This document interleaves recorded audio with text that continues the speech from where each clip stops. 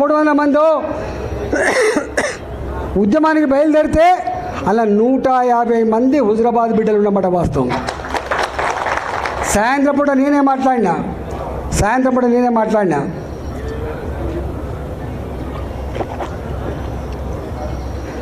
భార్య పిల్లలు గుర్తొచ్చితే వాళ్ళ ఇంటికి వెళ్ళిపోండి. భార్య పిల్లల కంటే కూడా తెలంగాణ ఉద్యమం ముఖ్యం అనుకుంటే ఇక్కడ ఉండిపోండి అని చెప్పిన నేను. 150 మంది పోతే 70-80 మంది మాత్రమే నాతో మిగిలిండ్రు. ఆ మిగిలిన దాంట్లో అనేక మంది ఉన్నారు. అందులో ఒక బిడ్డ ఇక్కడ శ్యామ్ మా జడ్పీటీసీ ఆయన ఆ రోజు తుపాకీ తూటాలు వెళ్తే ఒక రబ్బర్ బుల్లెట్ ఆయన తొడ తగిలింది. ఆయన గిలగిల కొట్టుకున్నప్పుడు అనేక మంది బిడ్డలు రక్తం మడుగులలో గిలగిల కొట్టుకుంటూ కూడా వాళ్ళన్న ఒకటే ఒక మాట, అన్న బతికించండి, బతికిస్తే మళ్ళీ తెలంగాణ కోసం కొట్లాడుతున్నటువంటి చరిత్రకి సాక్ష్యం నేను. అలా ఒక బిడ్డని తీసుకొచ్చి శ్యామ్ని తీసుకొచ్చి హాస్పిటల్ చేసి అంటే ఇవాళ గక్కడి నుంచి వచ్చిన మనం ఇంకా మన గురించి ఎక్కువ చెప్పుకోవాల్సి అక్కర్లేదు. మనంగా బయటికి రాలే. చాలామంది అనుకుంటారు మనంగా బయటికి రాలే. అనేక రకాల అవమానాలు ఉంటాయి. అవమానాలు బయటకు వచ్చేటి ఉంటాయి, అవమానాలు దిగుమింగుకునేటివి ఉంటాయి. దిగమింగుకుంటాం, తెలంగాణ ప్రజల కోసం దిగమింగుకుంటాం. చాలామంది తెలియదు, పదవుల కోసం పెదవులు మూసేవాడే అయితే ఇవాళ 2 సార్లు మంత్రి పదవి అనుభవించిన నేను ఆర్థిక మంత్రిగా ఉండంగా కూడా ఆనాడు మున్సిపల్ కార్మికులు సమ్మె చేస్తే ఆనాటి ముఖ్యమంత్రి కేసీఆర్ 1700 మంది కార్మికులని ఒక కలంపోటుతో తీసేసినాడు. తప్పుగా ఆకలితో ఉన్న వాళ్ళతో పెట్టుకునే ప్రయత్నం చేయొద్దని చెప్పి మంత్రిగా ఉండి కూడా చెప్పగలిగినోడు ఈటల గుర్తుపెట్టుకో. మళ్ళీ వాళ్ళకు అండగా ఉన్న 1700 మంది కార్మికుల్ని మళ్ళీ తీసుకునే చరిత్ర మీకు తెలుసు. తెలంగాణ వ్యాప్తంగా ఆర్టీసీ కార్మికులు సమ్మె చేస్తే కొంతమంది విధవలు మా దాంట్లో ఉన్నారు, వాళ్ళు సపోర్ట్ చేస్తున్నారని చెప్పి మమ్మల్ని నిందించినా కూడా మేము ఆర్టీసీ కార్మికుల సమ్మె న్యాయమైందని చెప్పి సపోర్ట్ చేసినటువంటి 2 ఎగ్జాంపుల్ చెప్తున్నా. ఇంకా అనేక ఉంటాయి. గక్కడి నుంచి వచ్చిన వాళ్ళం మేము.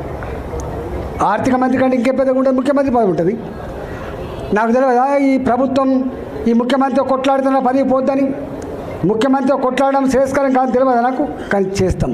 ఎందుకంటే మేము పెడుసు నుంచి వచ్చిన వాళ్ళం కాబట్టి, ఆత్మగౌరవం కోసం కొట్లాడిన వాళ్ళం కాబట్టి, అన్యాయాలకు అక్రమాలకు దుర్మార్గాలకు వ్యతిరేకంగా బరిగీసి కొట్లాడిన వాళ్ళం కాబట్టి, పదవుల కోసం పెదవులు మూసుకోవద్దు కాబట్టి, గక్కడ ఆ కల్చర్ గుండెల్లో పెట్టుకున్నాం కాబట్టి మేము కొట్లాడితే సరే ఆయనకి ఏమనిపించిందో మళ్ళీ తీసేసాడు. 2021 తీసేసాడు.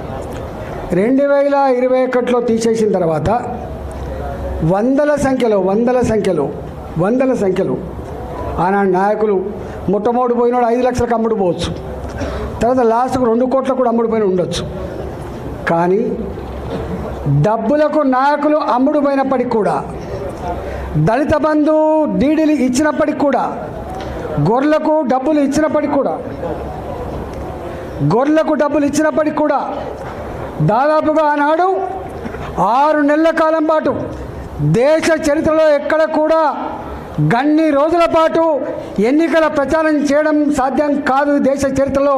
కానీ సాధ్యమైంది కేవలం హుజరాబాద్కు మాత్రమే. 6 నెలలు కొట్లాడినాం.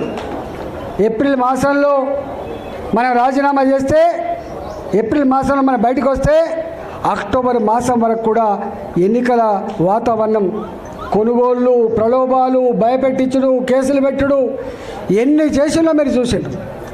చివరికి తెలంగాణ ఆత్మగౌరవం గెలిచింది. కేసీఆర్ చెంప చెల్లు మనిపించింది. ఆనాడు యావత్ తెలంగాణ జాతిలో ఒక ఆలోచన వచ్చింది. ఓహో, ప్రలోభాలు ఉన్నప్పటికీ, డబ్బు ఖర్చు పెట్టినప్పటికీ, ఓటుకు 10,000 రూపాయలు ఇచ్చినప్పటికీ హుజరాబాద్ చూపిన చైతన్యం, హుజరాబాద్ చూపిన తెగువ చాలా గొప్పగా ఉందని చెప్పి ప్రపంచంలో ఉన్న తెలుగు వాళ్ళందరూ కూడా కీర్తించిండ్రు 2021 ఫలితాన్ని. ఇవాళ నా మీద కుట్ర చేసిండు ముఖ్యమంత్రి. అన్నాడు నాకు నిజంగా 2021 వరకు అధికారంలో ఉన్నా ప్రతిపక్షంలో ఉన్నా కూడా నేను ఏ పని అంటే ఆ పని చేయించుకోగలిగిన, ఎందుకంటే నేను ప్రజాప్రతినిధి కాబట్టి.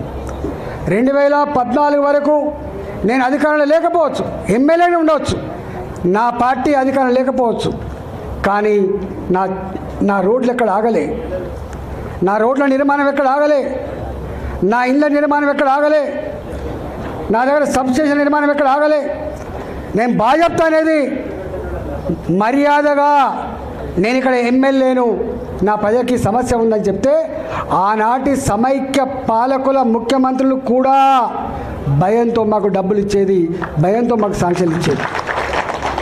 కానీ ఈ ఓడిపోయిన ముఖ్యమంత్రి మొత్తం చరిత్రను తిరగరాసే పద్ధతిలో, ప్రజలు అసహించుకునే పద్ధతిలో ఎమ్మెల్యే గారికి ఉండే ప్రోటోకాల్ కూడా లేకుండా చేసి, ఎమ్మెల్యే గారు చేసే కనీస కర్తవ్యం కూడా చేయకుండా చేసి, ఇవాళ దొంగదారిన దొడ్డిదారిన ఒక పదవి కట్టబెట్టి వాడికి అన్ని రకాల హక్కులు ఇచ్చి ప్రోటోకాల్స్ ఇచ్చి నన్ను ఇబ్బంది పెట్టే ప్రయత్నం చేసిండు. అయినా నేను అనుకున్న ప్రజలు గొప్ప వాళ్ళని. ఆ 2.5 సంవత్సరాలు ఎంత నరకం అనుభవించినో మీరు చూసింది. అంతేకాదు, సరే కుట్రదారులు ఎవడు ఓడగొట్టిండో, ఎవడు గెలిపించిండో దాని జోలికి పోతలేను. కానీ నేను ఒక్కటి మాత్రం ఇప్పటికీ ప్రజలెప్పుడు కూడా మోసం చేయరు. ప్రజలకు నాయకత్వం వహించే వాళ్ళు మాత్రం చక్కటి దారి చూపించాలి. ఇక్కడ